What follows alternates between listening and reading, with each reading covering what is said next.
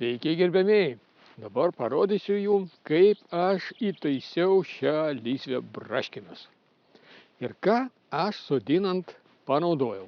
Visų pirma, apie terminus, tai aš mėgstu braškes pavasarį sodinti kuo anksčiau. Nes kuo anksčiau pasodinsiu, tuo didesnis bus šių metų derlius.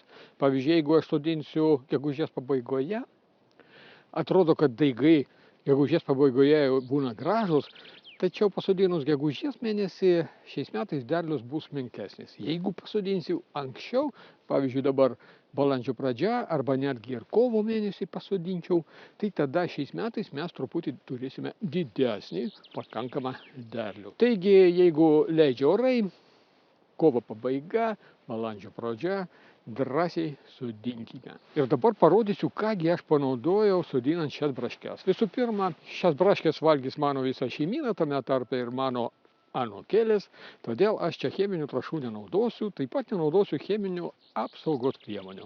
Ir šiai lysvei aš panaudojau 4 dalykus. Pirmas dalykas tai yra kompostas trąšai.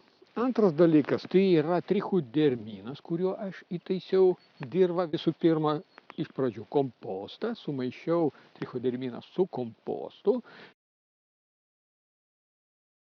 Ir tada tą kompostą su trichoderminu sumaišiau su dirva. Pasirodo, kad veislė, kurį aš pasodinau čia, yra nauja, nuostabi veislė, nuostabios uogos, atspari daugeliu dalykų, tačiau jinai yra jautri šaknų ligoms. Man pasiteikdavo, kad auginau 1,5 hektaro braškių, sodinau labai daug veislės honioje, taip pat puri atspari visiems dalykams, tačiau jinai taip pat yra jautri šaknų lygom. Pasodinu pulvotą ir matau, kad čia netgi dėmėmis žūsta mano braškės. Tada buvau nepatyręs braškininkas. Vėliau sužinojau, kad vis dėlto braškių daigus prieš sodinant reikėjo dezinfekuoti, kažkaip apdoroti nuo būtent šaknų ligų. Ir šiandien tą ir padarysiu. Taip pat trichoderminas, kurį mes tiesiog tirpiname vandenyje ir tada tame vandenyje prieš sodinant braškių daigus tiesiog pamirkinam pusę valandos. Visą sodinuką kartu su šaknim, su širdelė ir su lapais trichodermine ir jūsų daigai bus apsaugoti būtent starto pavasario metu. Nes trichoderminas veiks ir prie šaknų, ir lapuose. Ir dar vienas puikus, daugeliui sodininkų visiškai naujas dalykas. Ir senas, ir naujas. Senas tuo, kad daugelis iš jūsų jau naudoja mulčiavimo priemonės braškiams. Nes dėka mulčiaus pas mus būna mažiau piktžolių. Pirmas dalykas. Antras dalykas, ne taip greitai išgaruoja drėgmė. Antras dalykas. Trečias dalykas, kad mūsų uogos ant mulčio visada būna švarios. Taigi 3 dalykai. Piktžolės, drėgmė, uogų švara. Čia yra vilnos mulčas. Čia yra vilnos rūbai mūsų lysvėms. Kodėl tai yra gerai? Pažiūrėkite, kas lieka po mūsų plastikinių plėvelių. Ir tas plėveles po to reikia priduoti. Antrą kartą jau nepanaudosi, nes ten daug skylių ir taip toliau. Reikia tą plėvelę kažkur priduoti į stambių atliekų aikštelę ir tą plėvelę.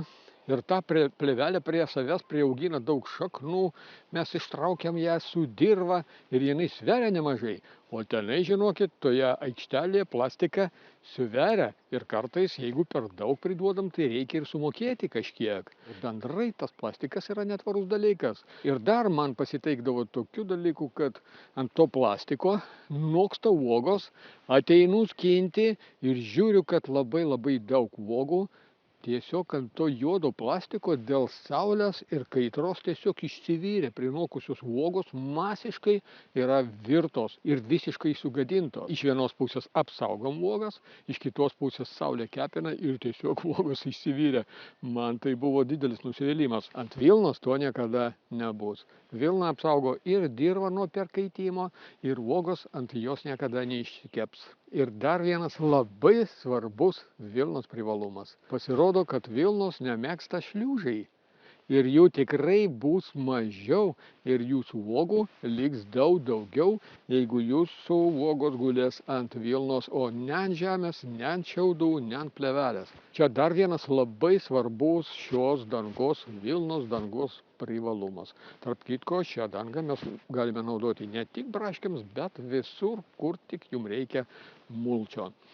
Dar vienas labai svarbus privalumas, palyginus su ta plėvelė plastikinė. Tenai mes privalome ištraukti, išmesti, o šią plėvelę po 3 metų mes galime tiesiog čia ir palikti ir tiesiog sumaišyti su žemėmis.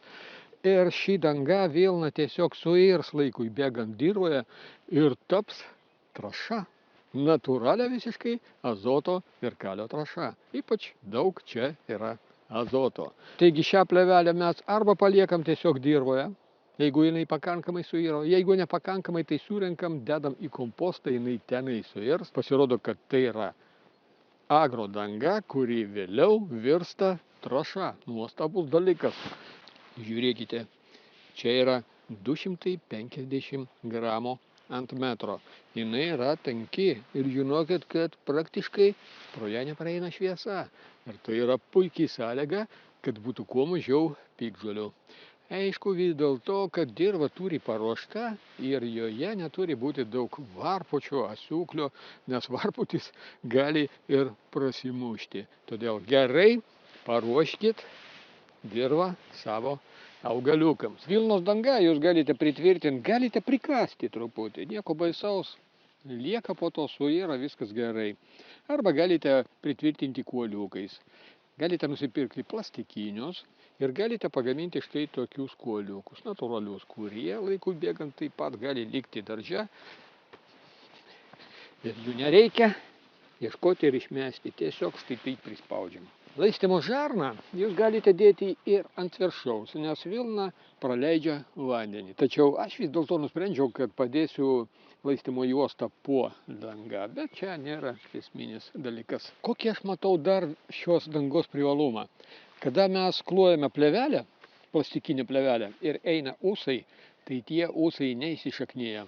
Mes jų nepanaudojam, uogas gauname tik iš pačio svarbiausio kero. Todėl ant plastikinės dangos braškės duoda didžiausią derlių per 2 pirmosius metus ir per 3 metus jau derlius sumažėja. Skirtingai, jeigu mes sodinam tiesiog į dirvą, eina ūsai, taip pat įsišaknėja, tie ūsai kitais metais pirmas ūsas taip pat duoda derlių. Čia mes turime ištisą braškių lysvę ir čia uogų būna labai daug ir 2. ir 3. ar kartais netgi ir 4. metais, jeigu jums pavyksta susidoroti su piktžolėm. Šioje dangoje aš jau matau, augs ūsas, aš galiu jį prispausti taip pat su kuoliuku prie dangos arba padaryti skylutę ir prispauti prie tos skylutės. Tas ūsas čia įsišaknės ir kitąmet duos taip pat derlių. Čia yra labai geras šios būtent dangos privalumas. Kaip sakiau, mums nereikia po to rauti tą dangą plastikinę, galime viską tiesiog palikti čia, suarti, sukultivuoti ir taip toliau. Taigi jūs dar turite laiko braškių sodinimui. Visus šios reikalus užsisakykite mūsų internetinėje parduotuvėje, ir trichoderminą, ir vilnos danga. Taip jūs galite sodinti ir dabar anksti pavasarį, ir vasarą, ir Liepos, ir rugpjūčio mėnesį, ir netgi dar rugsėjo mėnesį. Visada naudokite natūralias priemonės. Tai nėra chemija. Tai yra tiesiog naudingi grybai, kurie padeda mums auginti sveiką ir be chemijos derlių. Mums ir mūsų artimiesiems vaikams, anūkams. Pirkite, užsisakykite, atsiųsime greitai, sodinkite ir mėgaukitės sodinkavimu. Sėkmės!